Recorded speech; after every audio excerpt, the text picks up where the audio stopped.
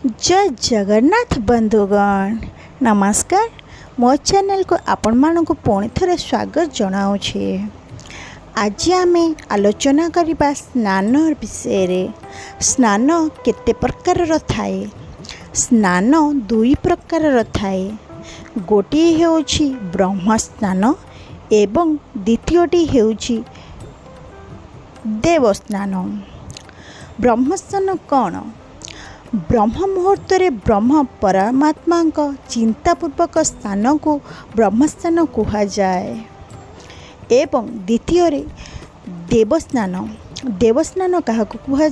सूर्योदय पूर्वर देव नदी मानकरे अथवा सेमानकर स्मरण पूर्वक स्नान को देवस्नान कही थाओ। जे जगह भी स्नान करती देवदेवतींकर नाम नहीं स्नान करने उचित। सकाळर सबुठारु बड़ काम होची स्नान। समय जहाँ को जितेबले मिले सेतेबले स्नान करती, किंतु समय अनुसार स्नानर भाग करा जायछि। एहा चारि भागरे भाग करा जायछि। आसंतु जानिबा। समय अनुसार स्नान को जो चारि भागरे विभक्त करा जायछि। प्रथमटी होछि ऋषि स्नान, द्वितीय मानव स्नान, तृतीय दानव स्नान एवं चतुर्थ योग्य स्नान।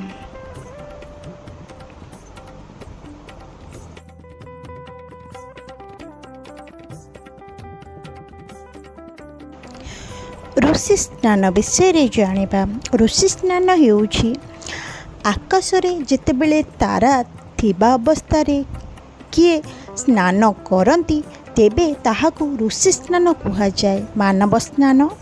मानव स्नान होछि सूर्योदय पूर्वर जो माने स्नान करती ताहाकु मानव स्नान कहा जाए।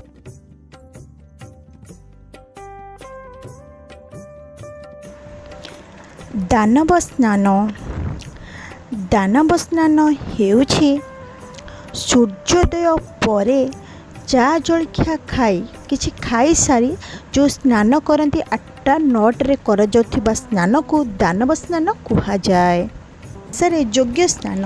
योग स्नान, ब्रह्म स्नान एवं देव स्नान युक्त ऋषि स्नान यह योग स्नान अटे। योग स्नान करिबार समय हेउछि भोर राति 4टारू जदि आम 7टा भितर स्नान करुचे ताहा अत्यंत भल एवं लाभप्रद मध्य। तो समस्ते चेष्टा करिबा 7टा भितर तो उठुछंदी ना, तो समस्ते चेष्टा करिबा 7टा भितर गाधेबा पई। ता सहित राति रे किमा संध्या समय स्नान करंतु नाही। जदि ग्रहण लगी थाए ताले स्नान करि पारिबे। एवं दौड़ी आसी झाड़ बाहर समय स्नान करंतु नाही। यह देह पे अत्यंत खराब अटे। ज्वर थिले स्नान तो करिवे नाही। अन्यर वस्त्र तोलरे पोछापोछि हेब नाही। त्वचा सबु बेले भलरे स्नान करंतु। यह शरीर पे उत्तम। आपनक स्वास्थ्य उत्तम रहिले बहुत भल। तो आज पाई वीडियो को मु एठी रखुची। भल लगिले लाइक करिवे, कमेंट करिवे एवं एभली नुआ वीडियो पाई आम चैनल को सब्सक्राइब करंतु। यार पूर्व वीडियो देखिबा पाई ऊपर आई बटन क्लिक करंतु। धन्यवाद।